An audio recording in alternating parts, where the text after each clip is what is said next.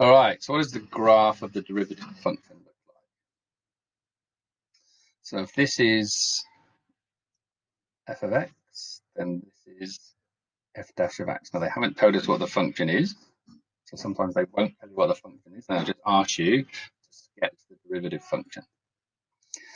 So we can see that it's a quadratic, and we can see that it's got a minimum value when x is a.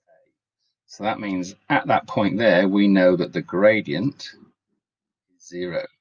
Because at that point there, the gradient is 0. That means it crosses the derivative function graph will cross the x-axis at that point when x is a. Now we know here that the value that the gradient will be a negative gradient because it goes that way.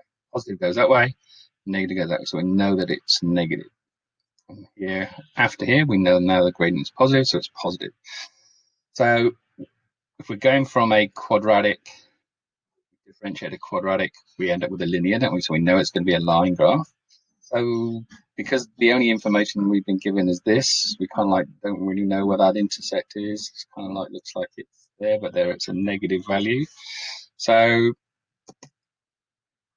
that's the derivative function. It can get a bit confusing. It's really, really easy, but it still can get confusing.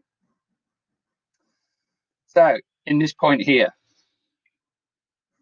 so if the value of x is less than a, we know that that gradient is positive. In between here, so between a and c, we know that the gradient there is negative. So differential function is less than 0. We know here, again, gradient is positive, so it's positive. So does that help us to draw the graph? Now, when you're drawing them, be very, very careful. Keep them underneath each other. So my option, my A is underneath each other. Kind of not too bad. The C is underneath each other. So here the gradient was positive all the way to here.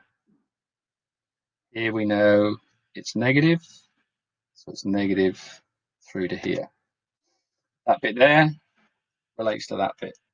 So here it's all positive. Between these two bits, it's negative, and the gradient is negative. So we know it has to be below the x-axis. And here, gradient is positive, so it's above the x-axis. So this shape here, how do we determine this shape here? Well, we kind of know that that's a cubic. So we know that if we differentiate a cubic, power of 3, we're going to get a quadratic, which is power of 2. So that kind of gives us an idea of the shape. Okay, let's have a go at some of these. So you could pause it now, draw those three yourself, restart the video and see if you're right. So that one there, just a straight line. So if we differentiate a linear function, we know that we just get a constant. So we know that that there has got a gradient of 1 because they've given us some points. So the gradient of that is positive 1. So that just would be y equals x plus 1. You differentiate that, you're just going to get dy by dx equals 1. That one there's a straight line as well. If you work out the gradient of that, we know it's a negative straight line. And we know that the rise over the run is still going to be 1. So that one's going to be minus 1. So here we have a cubic. So we're going to end up with a quadratic. So let's try and keep all these things underneath each other when we draw it. So we know that the gradient here is a positive gradient, isn't it? So it's positive. It's negative between these 2 points. It goes below and it's positive again. So that one there should be underneath. So see if you can do it neater than that. D. So they've told us that this is a point of inflection. So that's helped us. It kind of tells us that it's a quadratic. So what does that one look like? So that looks, we know it's going to be we know that's a cubic, so we know this is going to be a quadratic. We know here the gradient is 0, so the gradient is 0. We know here we have positive, and here we have positive. There's no negative at all on that one. That one there kind of looks very similar to that one, doesn't it? Very, very similar to that one. The only difference we've got Very, very little difference there, is there? So that one there, positive, positive, positive, positive, positive, positive. But with this one here, we're told that that's a point of zero gradient, so we know that that's zero. Here we're not told anything, so as long as we keep it all above the x-axis, we're fine. This one here is a quadratic, so it's going to turn into a straight line. Here the gradient is negative.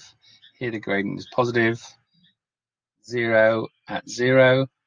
So it's just a straight line going through there. Differentiability. So can everything be differentiated? So if we look here, we know here that the gradient, I'm just telling you that the gradient there is -1. It could be -2, as long as it's a negative gradient. So as x approaches 0 from -infinity, so as we come slowly along here, what happens to the value of m? Well, the value of m is -1 here, -1 here, -1 here, -1 here, -1 here, -1 here. What happens when it gets to there? Similarly, what happens as x approaches 0? Sorry, that one there was from infinity. So here's infinity out here somewhere. So gradient is 1, gradient is 1, gradient is 1, gradient is 1, gradient is 1, gradient is 1. What happens there? So the gradient does not approach a unique value. So here it's 1, here it's -1. So instantly, as soon as it hits 0, it's got a confliction. Here it's 1, here it's -1. It's going, what do I do? What do I do? What do I do? So at this particular point, the derivative doesn't exist. So the function is not differentiable at x equals 1. So just at this point. So if we look at the derivative, we know that here it was -1, and here it was +1. So we're coming here, coming here, coming here. So we don't know. It's not a coloured in circle, not a coloured in circle. So at the point x equals 0, it's not differentiable. And we call this a point graph. This is not differential, the reason being a point. So I'm guessing you might have a few questions that look a little bit like that. So the graph of the derivative function.